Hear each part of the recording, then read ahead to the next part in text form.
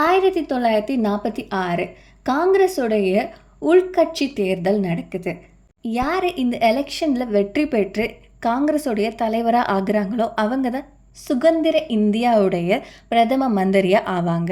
சர்தார் வல்லபாய் பட்டேல் இந்த தேர்தலில் வெற்றி பெறாரு. யாருமே வாக்கு அளிக்காத பண்டிட் ஜவஹர்லால் நேரு காங்கிரஸுடைய தலைவர் ஆகிறாரு. ஒரே ஒரு காரணத்தால. அந்த ஒரு காரணம் மகாத்மா காந்தி.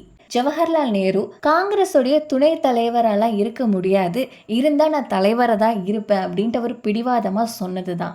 இதை கேட்ட மகாத்மா காந்தி யாருமே வாக்களிக்காத நேரு இந்த தேர்தலில் வெற்றி பெறணும், காங்கிரஸுடைய தலைவர் ஆகணும் அப்படின்ற குறிக்கோளோட சர்தார் வல்லபாய் பட்டேல் கிட்டக்க போயிட்டு நீங்கள் இதுல இருந்து விலகிக்கோங்கன்னு சொல்றாரு.